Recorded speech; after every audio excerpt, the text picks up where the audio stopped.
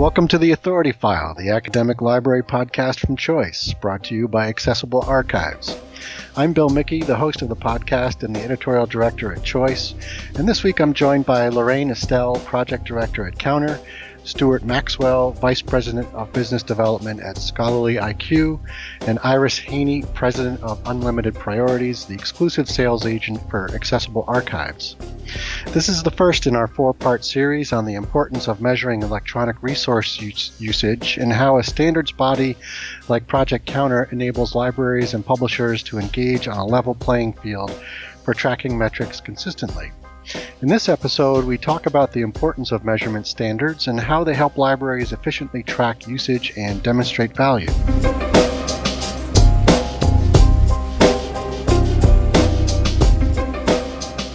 Okay, Lorraine, I imagine that many of our listeners have heard of COUNTER and maybe have seen COUNTER reports or know about their use at their libraries, but I also imagine there are some folks out there who don't really know all that much about COUNTER.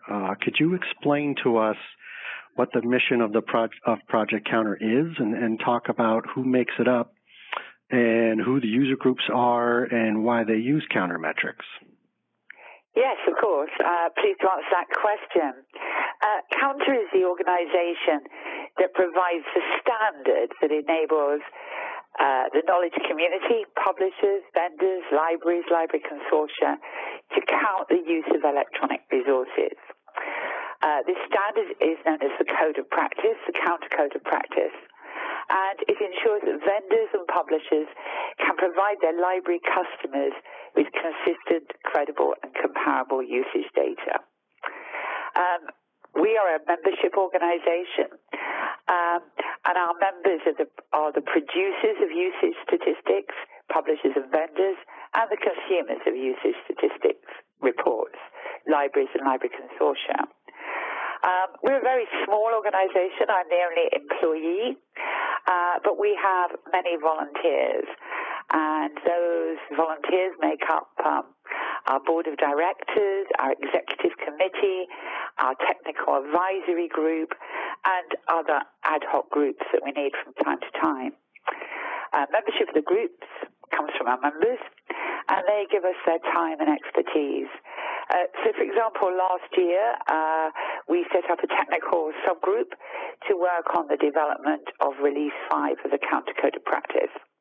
And our members had 32 virtual meetings between January and July 2017. Those meetings took about 330 person hours altogether. And additionally, the members of the subgroup gave us a further 660 hours in developing Release 5. So we are very much an organization focused, committed to reliable usage statistics, and we are a volunteer organization. Okay. Stuart, what anything you want to add to that? I'm particularly curious, Lorraine mentioned the volunteers. Do you tend to keep them on board indefinitely, or do they rotate out, or how does that work? Well, the board of directors is very much on a rotation. Okay. They can serve a maximum of 6 years. The rules around the executive committee, the technical advisory group are a bit more informal. And we have had some members for many, many years. But of course, times change and we need new expertise on those groups, particularly around things like open access and so on. And of course, we want to embrace the membership and make sure we really have good representation from across our COUNTER community. So we certainly make use of our members, I can tell you that. Good. Stuart, anything you want to add to that? Yeah, so COUNTER is kind of a classic sort of industry body, where it's got representation that are coming from, you could look at it almost as like sort of both sides of the fence, where you kind of got the publishers on sort of the vendor side, and then you kind of got the librarians and academic community on sort of the buy side or sort of the consumption side with the users. And there's kind of representatives from both sides, which are sort of, looking at what these standards should be and kind of what's acceptable to both sides. And I came across Counter, first of all, when I was working actually a completely separate industry body, ABCE, which is responsible for the online media industry in the UK. And our role there was looking at online media, ad serving, streaming, video for like BBC and ITV and those kind of bodies, ad sales houses and standards about how they traded, advertising online and funding in regards to those. And then Counter sort of kind of approached and said, look, we're looking at these standards for digital media. What can we do? And we had kind of a conversation with them about, well, actually, the way that digital works, what you're doing in regards to sort of academic content isn't so far apart from what we're doing in regards to sort of news items or whatever else. So, if we can kind of collaborate and not separate this completely and make new rules that kind of, that would otherwise conflict, then actually that kind of makes sense. So we kind of worked with Counter back in those days as another industry body to help Counter as an industry body to do this. And ABCE was set up as a tripartite, so between media buyers, advertisers, and media owners to get that sort of representation across all of them. And Counter does the same thing, where essentially kind of you've got the publishing community and then the consumption of the library and academic community to say what they think should count and why it should count and how they should report it. And with those two challenges, what you've got typically is on the buy side, they want to say, I want some strict rules about what's going on with this. I want to know it's completely transparent and this is, understandable numbers and there's no doubt about the statistics I'm getting. On the other side, people who are having to provide that are saying, well, look, we want to make this robust, but actually, can we make it so that it makes sense, that it's achievable? And so therefore, from the vendor's side is saying, okay, these are things that are cost effective for our controls for us to put in place to make that work and for us to be able to actually give you those stats without making it too laborious or too expensive to produce them. So there's a balancing act, and Counter works as an independent, impartial, not-for-profit body to guide that discussion and to get consensus from industry about what these standards should be. And Counter does a fantastic job in pooling that. Phrase, I think, it is often said is kind of herding cats. Lots of people, different opinions. What should we do? Let's get a consensus that is kind of backed by the industry, and therefore there's confidence in what those decisions are. And that's kind of sort of where Counter is providing that on sort of usage statistics. Great. Can you? I'm wondering if you or maybe Lorraine as well could anecdotally, I mean, what's it like sort of walking that line or moderating that sort of industry discussion between the buy side and the sell side in terms of, vendors having to, comply with the standards that libraries are perhaps looking for, over the years? I mean, what were those discussions like? Well, let me dive in and just say one thing about that. Sure. As a small vendor representing a relatively small publisher involved in this, I can say there are many times, and Lorraine will certainly attest to this, as will Stuart, that we got dragged kicking and screaming because there is most definitely a cost to being Counter compliant.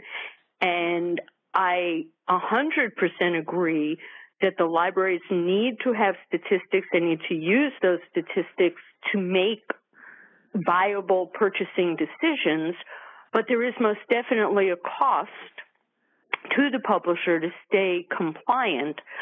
So trying to achieve, I don't know if I want to say all-inclusive because the world changes, but trying to achieve as much as possible in each release and not looking forward to too many is certainly something that on the vendor side of life I would raise my hand and vote for. Right. I would just add, I think, that is really so important that we hit that sweet spot because, as Iris said, there is a cost for the publishers and vendors in implementing Counter. And we also insist that every year they undertake an independent audit, which is quite costly. And on the other hand, of course, librarians, understandably, who are investing in content, want as much detail, as much data as possible. So the two sides are there, and they both have their different needs.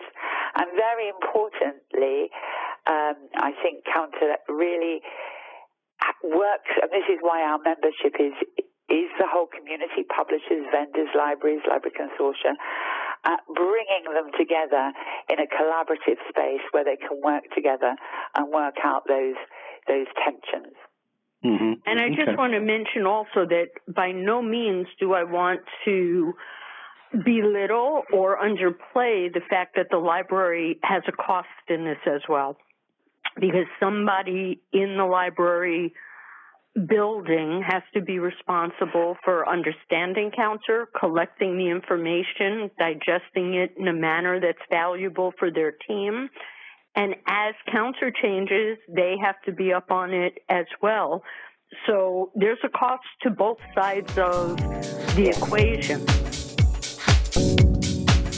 Accessible Archives is a rare provider of American primary source materials from the 18th and 19th centuries, incorporating county histories from each state and a wealth of African American and Civil War content, as well as journals covering nationwide gazettes and publications that chronicle decades of American history.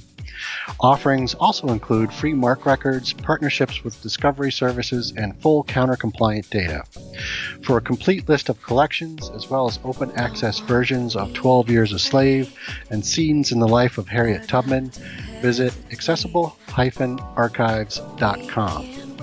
Please contact Iris Hanney at iris.hanney@unlimitedpriorities.com for a free trial, price quotation, or a customized webinar. Unlimited Priorities is the exclusive sales and marketing representative for Accessible Archives.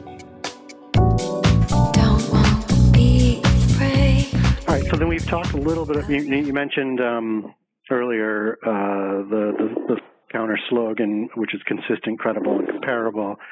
And it seems to me those three ideas are core to the why of Counter. And Stuart, I'm wondering if you could expand on that a little bit. Why are those three concepts critical to the Counter standard or to really any digital standard? And how do they help users justify value? Why is demonstrating value key to the development of a standards in general?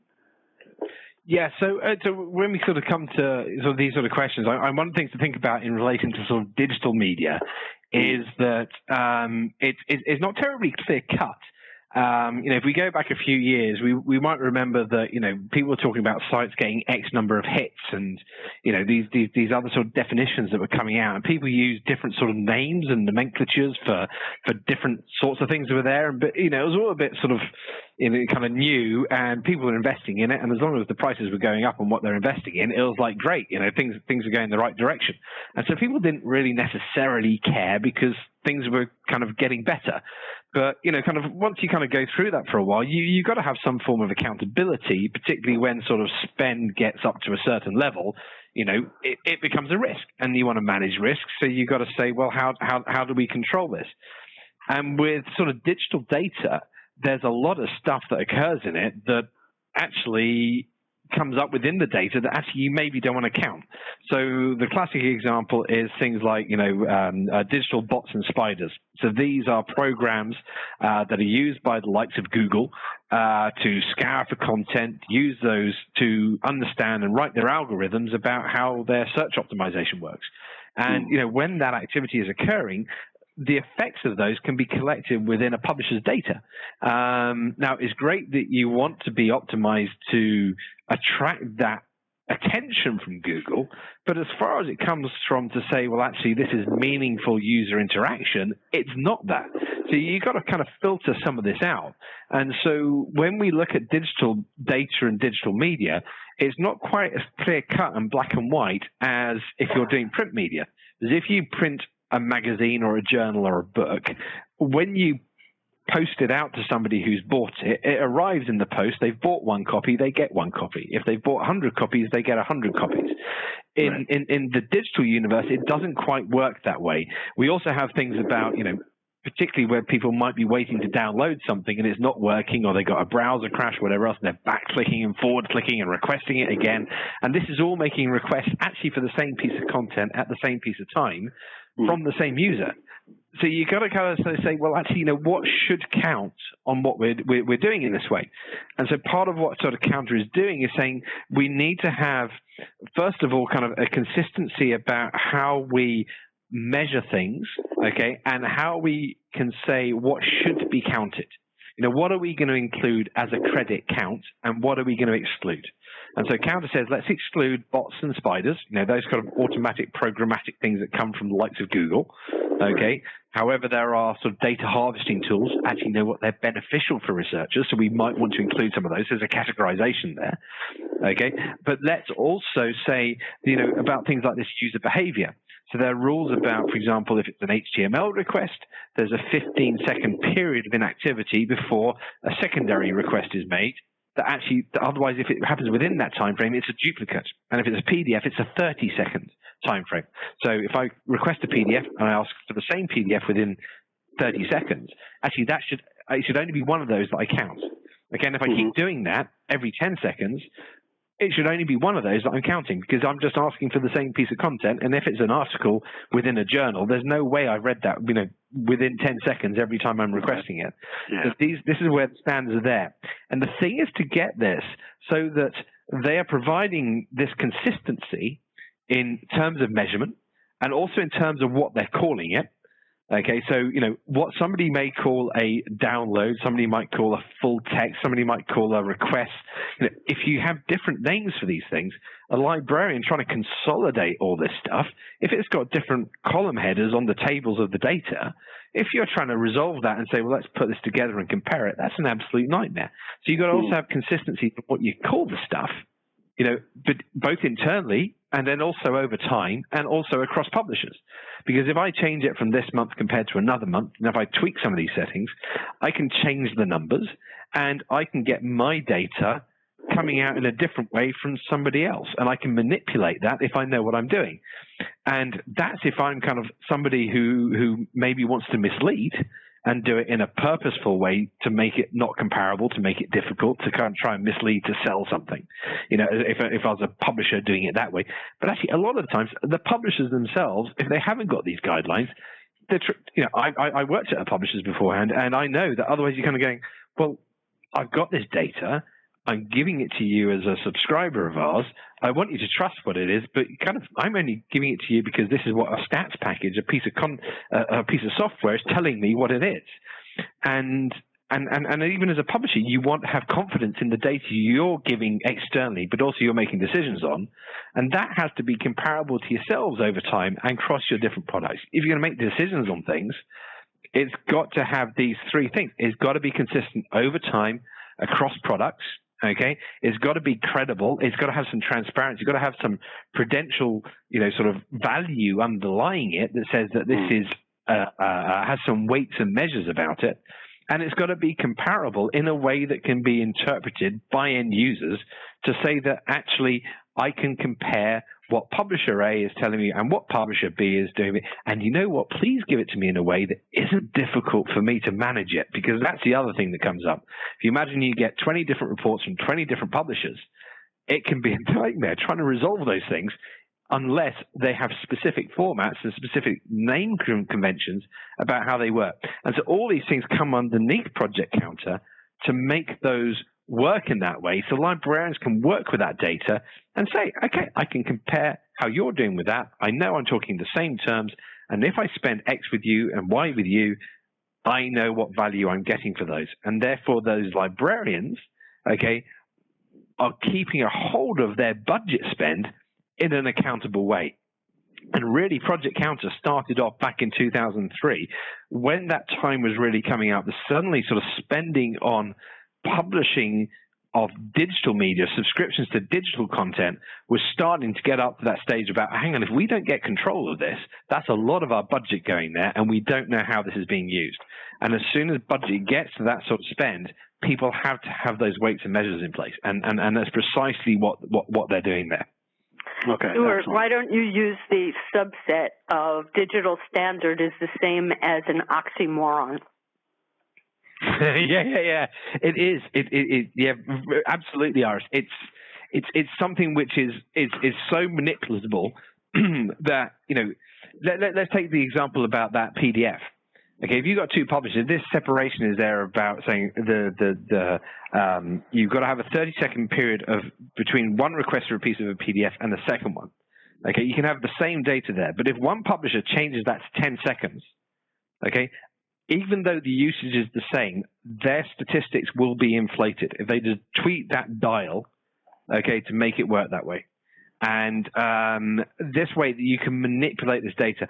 So whilst you're doing this, whilst we look at digital data saying, it's effectively ones and zeros, it's either there or it's not, the way that things are tracked, the way that data is transferred online is actually a hell of a lot more complicated.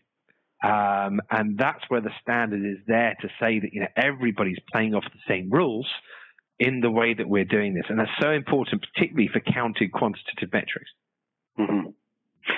Okay, so Lorraine, and maybe I'll kick this over to you real quick. I mean, sort of bring the idea home for librarians in terms of metrics and standards. I mean, obviously, we've just heard from Stuart, who's described really well how this counter is able to sort of homogenize all of the data into an easily usable data set. But beyond that, I mean, what does this allow librarians to do or to demonstrate and conclude about usage across their different the various digital resources they provide? Well, that's a very good question. Obviously, the first thing that the librarians who are spending a lot of money on electronic resources, they've really got to be confident that they are getting value for money. So the very first thing that the reports tell them is this content I'm paying a subscription for being used? Is it being well used? And what is the cost per download? That's a very common calculation that the librarians will undertake using counter reports. But the reports also tell them other things. It tells them about user behaviors, how user behaviors are changing over time. And it also tells them about demand. In Counter, we have a set of denial reports. These are often called turnaway reports. So librarians can see content that their users are trying to access, but for which the library doesn't have a license. So the usage statistics can really give them that rounded view, the value, the demand, both met and unmet, and the user behaviors. We've also seen it accomplish something else, which was an unexpected benefit. If you don't tell your users, your students, your professors that the content is available, they don't know, and therefore they don't use it. So we've often discovered when there was low usage on a given database that it wasn't in the MARC record catalog, it wasn't available in the discovery tool, it wasn't announced anywhere. So oftentimes we came to learn that the low usage was not indicative of a database that was poorly being used. It was indicative of nobody knew it was there. So how can you use something you don't know about? So it gave the library a much better handle on, have we educated our users as to what we have in our holdings, and it allowed publishers to help the library with various finding aids or tools or marketing pieces or webinars or whatever might be effective for that given university or library to get word out more widely. So it was not always a sense of poor data, we don't need to subscribe to this anymore. It was also a sense of, wow, we bought it and we forgot to tell anybody we had it. Okay. Yeah. Bill, also to add to that one, we've also heard from publishers who have gone through all the process of prospecting and conversations with and, new librarian customers, and they go and set up a trial, And the librarian goes, okay, we've heard a lot about what you've got. It may be interesting. We'll set up the trial, and the publisher has a look at the data. And if they don't get it on quickly enough and on time, they have a look at it after a month or so. And the librarian goes, yeah, well, kind of, we're not too sure whether it was. And you know what? Nobody's had a look at that, based on the usage data that's there. And the publisher goes, well, this is crazy. We've had turnaways from our content over this period of time. We really thought that would have been of interest.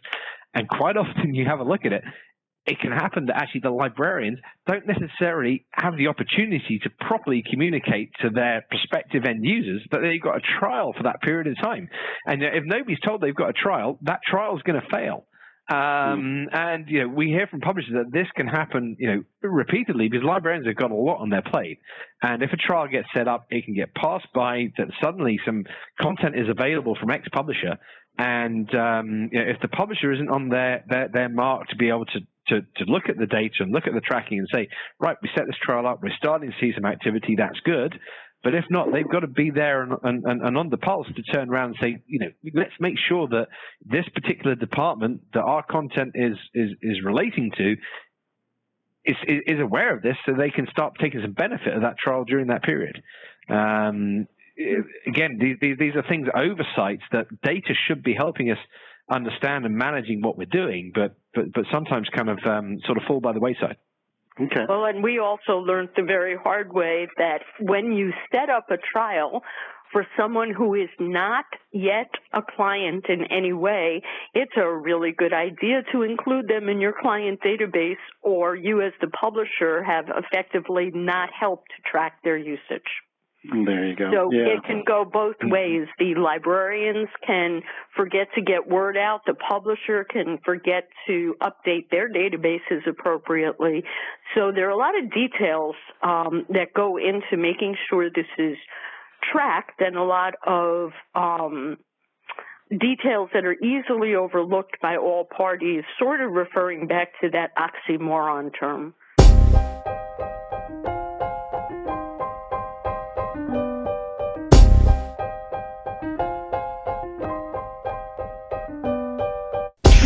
You just heard from Lorraine Estelle, Stuart Maxwell, and Iris Hanney. This concludes episode 38, the first of 4 episodes on the importance of measuring the use of electronic resources and how a standards body like Project Counter enables libraries and publishers to engage on a level playing field for tracking metrics consistently. This episode was brought to you by Accessible Archives. Be sure to join us for the next episode, where we talk about the genesis of Project Counter and what it was like getting librarians, publishers, and other industry notables in the same room to discuss standardizing data. Oh, Lorraine, come on, tell the truth. We were also all scared to death of him because he was brilliant. We were afraid not to agree and go forward lest it make us look foolish. Find all of the episodes of The Authority File on your favorite podcast app or on our website, choice360.org. Just click on the librarianship drop-down. That's all for this week. Thanks for joining us.